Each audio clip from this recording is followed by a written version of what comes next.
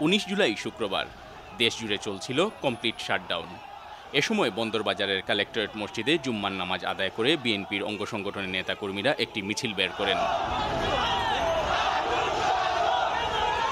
দৈনিক জালালাবাদের সাংবাদিক এটিএম তুরাব মিছিলের ছবি ধারণ করছিলেন। মিছিলটি মধুবন পয়েন্ট থেকে জিন্দাবাজারের দিকে অগ্রসর হওয়ার সাথে সাথে পুলিশ মিছিলের পেছন দিক থেকে গুলি ছুড়ে। পুলিশের ছোড়া শটগানের গুলি এসে লাগে এটিএম তুরাবের শরীরে। সহকর্মীরা তাকে হসপিটাল নিয়ে গেলেও কোনো লাভ হয়নি। সন্ধ্যায় মৃত্যুর কুলে ঢলে পড়েন এটিএম তুরাব।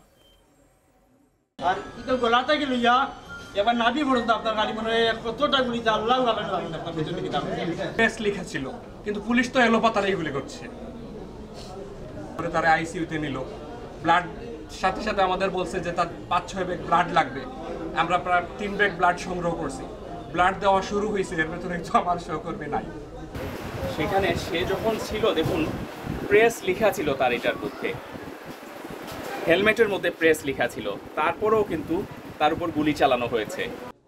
এটিএম তুরাবের এমন মৃত্যুতে শোকে বিহ্বল হয়ে পড়েন সহকর্মী সাংবাদিকরা। পুলিশের এমন ন্যাক্কারজনক কাণ্ডে ক্ষুব্ধ প্রতিক্রিয়া ব্যক্ত করেন তারা। তুরাবে পুলিশের গুলিতে নিহত হয়েছে এবং আমরা দেখেছি, আমরা যখন এখানে উসমানীতে দুপুরবেলা আমরা এখানে রিসিভ করেছি বা দেখেছি, তখন দেখেছি শতাধিক গুলি রয়েছে, শটগানের গুলি তার শরীরে। সেক্ষেত্রে পুলিশের যেই গুলিতে নিহত হয়েছে, আমি এটার বিচার চাচ্ছি। যারা এর সাথে জড়িত আছেন, যারা আমি বলবো যে সব পুলিশ অতি উৎসাহী হয়ে তুরাবের উপর গুলি চালিয়েছেন, আমরা তাদের শাস্তি দাবি করছি। এটিএম তুরাবের উপর যে গুলি বর্ষণ করা হয়েছে সেটি নিন্দা জানাচ্ছি এবং অবিলম্বে এটির বিচার দাবি করছি। কোতোয়ালি থানার ওসি মঈনুদ্দিন দাবি করলেন, নাশকতা এড়াতে পুলিশ সেদিন অ্যাকশনে যায়। আমরা তো মানুষকে ছত্রভঙ্গ করে যাতে রাষ্ট্রীয় ক্ষতিগুলো না করে, সেটার জন্য আমরা তো কাউকে উদ্দেশ্য করে কোনো ফায়ার করিনি। ফরেনসিক রিপোর্টে এটিএম তুরাবের শরীরে 98টি শটগানের গুলি এবং মাথায় ঢিলের আঘাত চিহ্নিত করা হয়।